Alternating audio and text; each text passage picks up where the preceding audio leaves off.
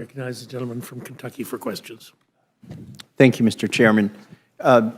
McCaul, Chairman McCaul, do we know how many more enemy combatants, like members of Hamas, remain in Gaza, or is there an estimate? Yeah, so the estimates we have are 4 battalions, which would be about 4,000. And these are unlike, say like Al-Qaeda, ISIS, these are really military brigades or battalions, which would be 4,000 hardened Hamas soldiers. So I'm trying to wrap my head around how many civilian casualties we expect if these bombs are delivered and then the attack on Rafah happens. Netanyahu said in a podcast that it's been reported that he said in a podcast there have been about 16,000 civilian casualties and 16,000 civilian deaths and 14,000 deaths of enemy combatants, which is about a 1-for-1. And so, I mean, would we expect if there are 4,000 more enemy combatants that are going to be 4,000 more civilian casualties, civilian deaths? If you go with the current ratio that has been reported, and that's essentially 2 to 1, 2 innocent civilians per 1 Hamas, then you would double the 4,000 number. That would be 8,000. Yeah. Mr. Meeks, how many people are in Rafah right now, estimated population? 1.3 million And then for all of Gaza, isn't it about 2.3 million? for all of Gaza, yes. So over half the population of Gaza is now in Rafah. That's correct. And that's the target of the next stage to use these bombs on. That is correct. And it's all densely populated. These folks came from other places in Gaza. And if you drop a 2,000-pound bomb there, thousands of innocent individuals will die. So that's what I looked up. There was some discussion earlier about what the lethal radius of one of these 2,000-pound bombs is. And what I read was 600 feet. So I've heard everything from 100 feet to 1,200 feet. And it's probably whatever term of art you use, kill radius, lethal radius, blast radius, but you can kill people within 600 feet of these bombs, I think it's generally acknowledged. And that's the radius, not the diameter. The diameter would be 1,200 feet. So even if you could drop these within 30 feet using GPS or 10 feet using GPS, they're still going to indiscriminately kill people within hundreds of feet of that target, aren't they, Mr. Meeks? Absolutely. Very similar to the cluster bombs of which Ronald Reagan was talking about, which he wanted to stop in '81 because of the collateral damage that such a bomb creates, particularly in a dense area like in Rafah and in Gaza. And then I'm reading that he's withheld the shipment of 1,800 of these 2,000-pound bombs and 1,700 of the 500-pound bombs. And given that radius of lethality, you could almost, depending on how you use these bombs, cover all of Rafah. If there are enough bombs in that shipment, if you overlap the lethal radius, to cover the entire city. That is absolutely correct. And there's other munitions that could be utilized to go after Hamas other than those bombs, which will kill thousands of innocent individuals, where you could reduce ratios, et cetera. And there's been no stopping of those munitions by this administration. The only one he's talked about is the 2,000-pound bomb and the 500 that you just articulated. Well, let me just say in northern Gaza, this operation was done in northern Gaza, Gaza City. They had the 2,000-pound bombs and the 500. This is according to Al Jazeera, which I don't normally quote, but a 500-pound bomb has 65 feet radius, and a 2,000-pound bomb has 115 feet.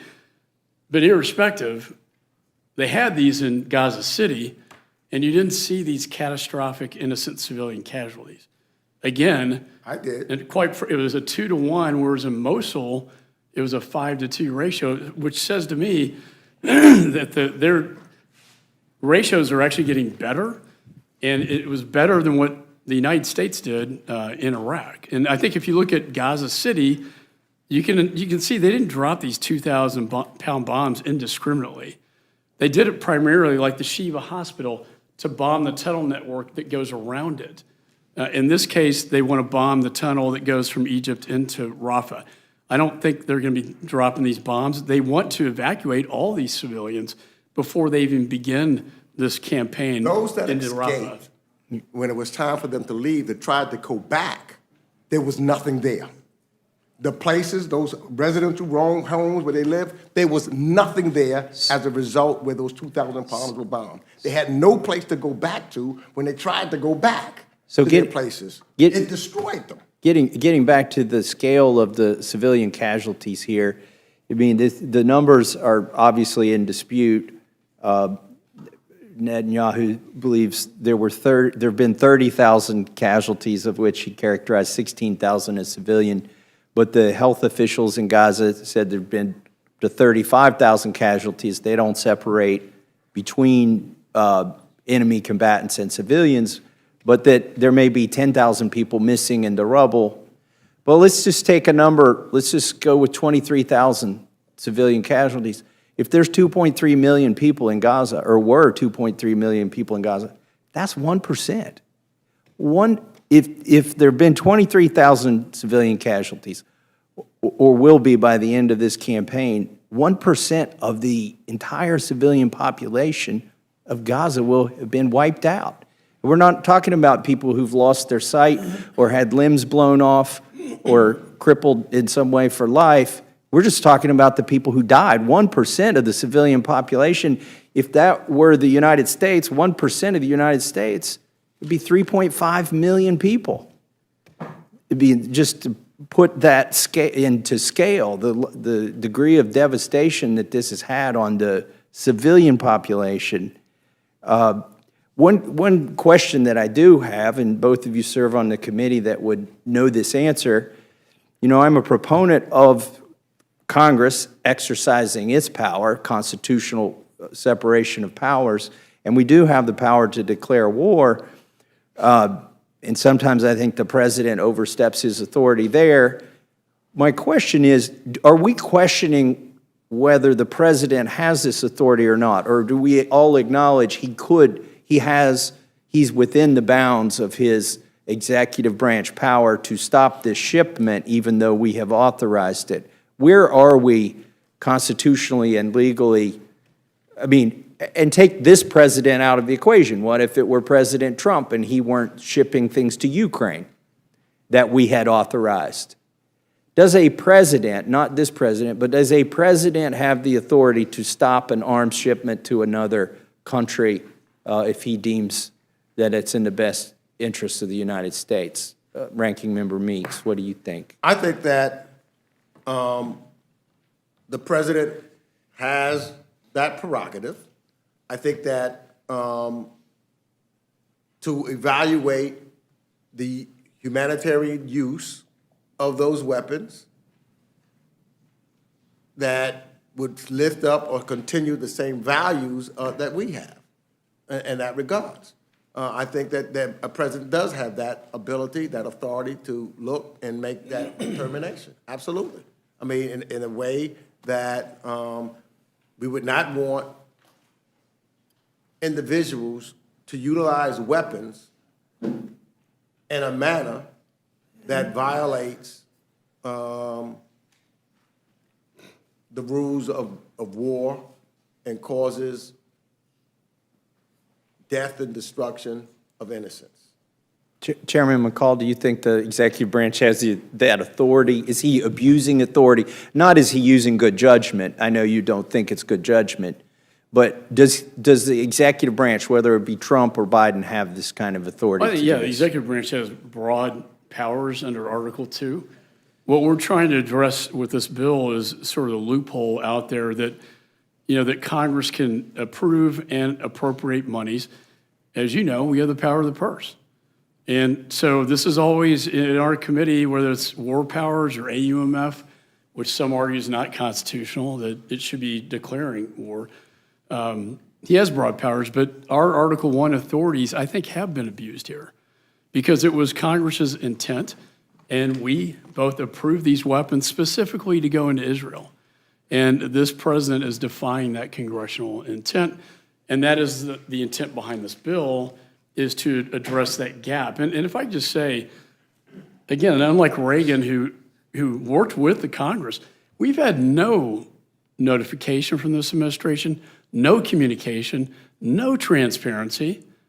You know, if they wanted to work this out with Congress, then come talk to us. I do find that aspect of it troubling. It is very troubling. And maybe, just maybe, we could have worked something out, or maybe a private diplomatic channel, but to just blindside the Congress. And maybe if we particularly had- after we pass a supplemental bill and then defy congressional intent, I think that is what is most irritating. And maybe if we had done this in regular order, and maybe if we had had hearings, and maybe if we could have had this kind of conversation in a hearing in an appropriate manner, we could have gotten to a point where we could agree and talk and work together. But by bypassing the rules, bypassing them and doing it here in the Rules Committee, prevented any of that from happening.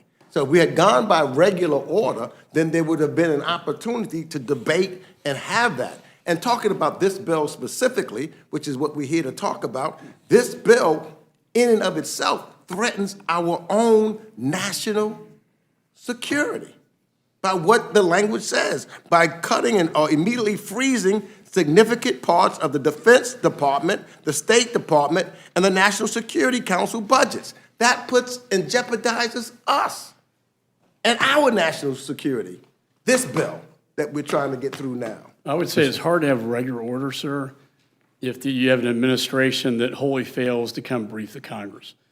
As you know, before we mark up a bill, we have hearings.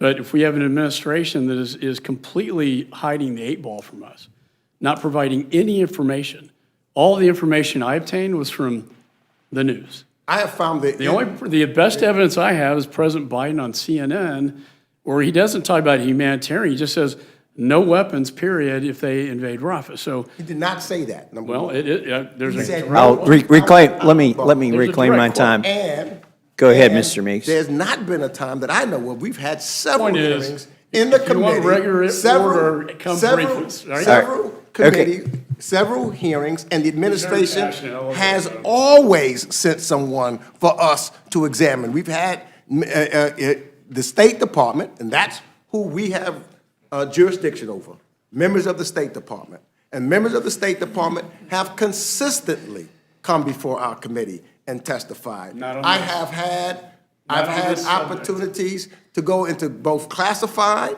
as well as hearings where the administration, at the request of the chairman and or other members, have come, whether it's, and offered to give us information in that regards. And this, what the president's statement comes after months of talking diplomatically I to suspect, Mr. Netanyahu. I suspect even if this passes the House, it may not make it through the Senate, and he'll have plenty of chance to come and brief us. And so hopefully that rings true, that the executive branch will brief us. I want to wrap up my questions. Can I respond? Because we are going to mark up a bill that just give us notification before you make a decision like that. That'll be the first phase. And the second is we can file a joint resolution of disapproval that Congress has every right to do under the Constitution. And then that could pass the Senate. Of course, the president would veto. We'd have a chance to override. Now, I think that will be a regular order process that we'll go through. All right, I'm going to try to wrap up my questions here. One genuine question I have, a member on our side of the aisle, Mr. Andrew Clyde from Georgia, has expressed concern that there are some small arms shipments that could be going to Israel that have been held up by this executive branch, the State Department, or somebody who's responsible for it. These would be small arms that would go to Israel, not to, I don't think to wage a war in Gaza, but for self-defense. Is that true? And does this bill cover it?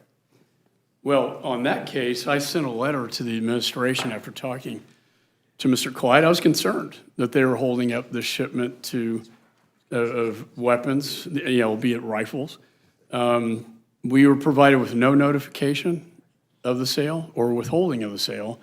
And again, no briefing. We've requested briefings, but we've received none. Just like in this case, it's about regular order. The reason why, it's an emergency, it's a wartime situation, it's a hot war, and the administration overrode congressional intent, and they did it with the arrogance of not briefing Congress or talking to us. Mr. Meeks, do you know about the small arms shipment that allegedly the administration is stopping from happening to Israel? The only thing I know in that regards, there is some small arms, and that was to deal with the West Bank, to make sure that some of the things that some of the settlers on the West Bank was utilizing some of those small arms in ways that, again, that were not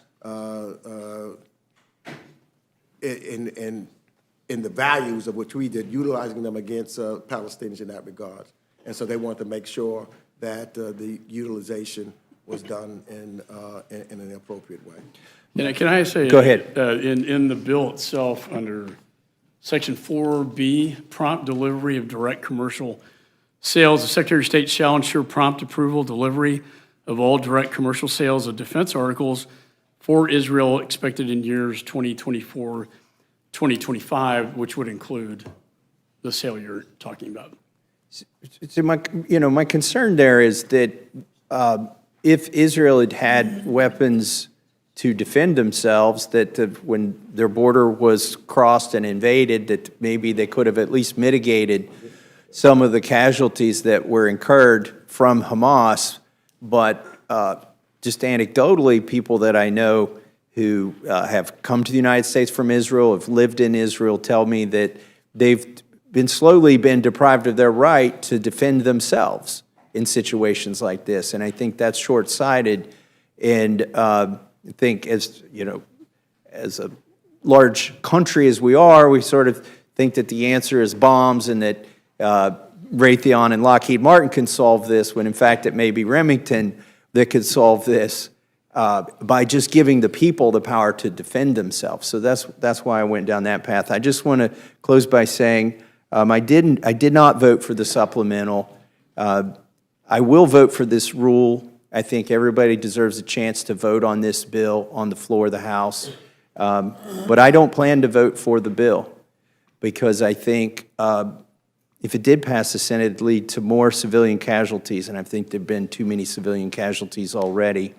And with that, I yield back. Chair, thanks the gentleman. Gentleman yields back. Chair recognizes